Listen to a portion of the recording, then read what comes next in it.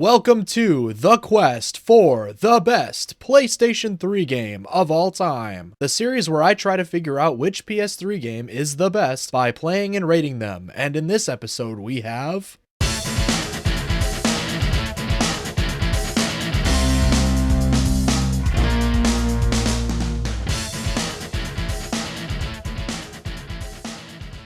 Fuel was developed by Asobo Studio, published by Codemasters, and released for Xbox 360 and PS3 on June 2, 2009. At its core, Fuel is an open-world racing game with an absolutely gigantic map. The map itself is around 5,560 square miles, or 14,400 square kilometers. For context, this is about the size of the US state of Connecticut, or about 454 times the size of the province of Skyrim in The Elder Scrolls V. But it is procedurally generated. I still think that this size is impressive, even while considering the procedural generation, because the PS3 version of Minecraft, another procedurally generated game, for example, only has a maximum world size of 26.2 square kilometers, much smaller than the 14,400 that we see in this game. The game takes place in a post-apocalyptic United States where climate change has turned the world into a barren wasteland, and the rest of humanity is burning the rest of their resources, hence the name Fuel, just trying to have as much fun as possible. So to put it into more unemployed terms, this is a climate change-coded apocalypse core game full of a bunch of YOLO-pilled joy maxers. It's a simple and straightforward backstory, yet still pretty interesting. Because this game is an open world driving / racing game with procedural generation and a focus on off-roading, the post-apocalyptic setting suits it perfectly. It doesn't have anything when it comes to an actual story in the game, but I still think that was a good call, as a story I don't think would fit into what this game was trying to do very nicely. I generally don't like it when racing games try to cram a story in just for the sake of it, so I'm glad this one didn't. As for the actual content, there are 3 different game modes: Career, Challenge, and Free Play. In Career, you race against AI drivers. In Challenge, you can choose from a few different challenges, like a time trial, racing a helicopter, or trying to catch up and crash into other drivers. The massive map is split into 19 different unlockable zones, and each zone is bigger than most open-world games' entire maps.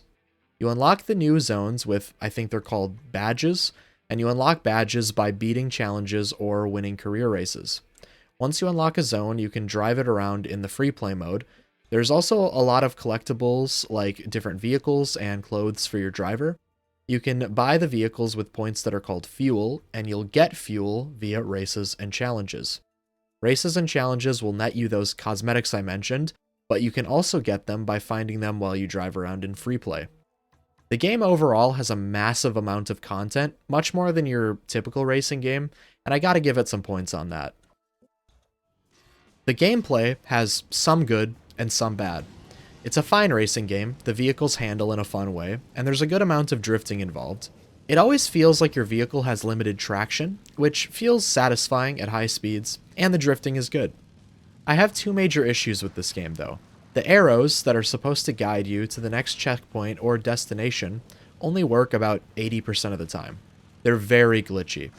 I've had them suddenly start telling me to immediately turn right when just a moment before they said to go straight, just because I went like a foot or 2 off the road. In free play, I've also had the arrows bring me to the bottom of a cliffside when the cosmetic that I was trying to get was on top of the cliff. These issues seem to be related to the procedural generation, but they are certainly annoying at times. The other issue I have is with the AI.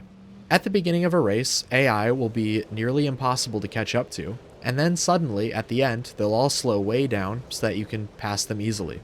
It seems like the developers wanted to add suspense, but did it in an artificial way where it's obvious to tell what's causing it.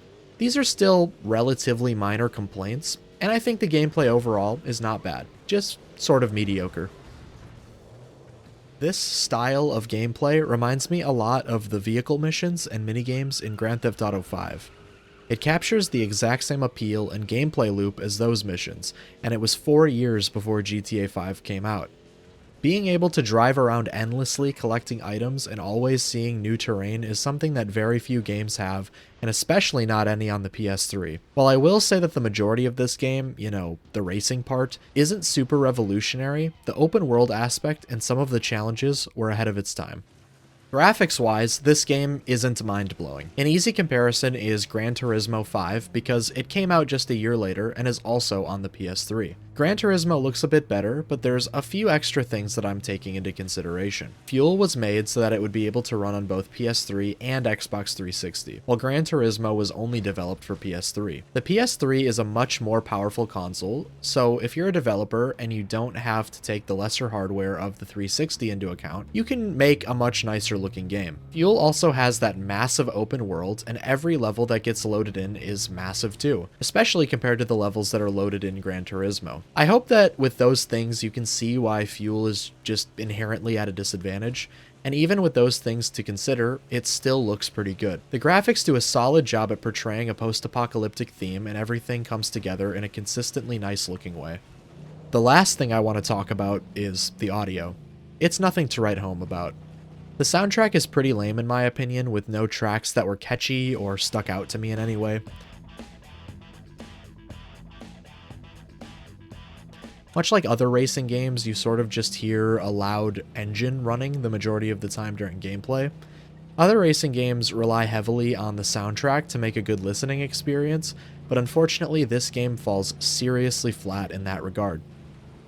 Overall, this game is not bad, but also not great. Some things are downright bad, like the AI and the audio. Some things are great, like the challenge modes and of course the gigantic map. Most things in this game, however, are just kinda mid. Driving around endlessly collecting items is so relaxing, I can certainly see the appeal. I give this game a 6.5 out of 10.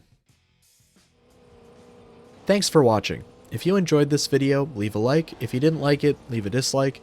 Please let me know if there are any PS3 games you want me to look into, and subscribe if you want to see more videos like this one.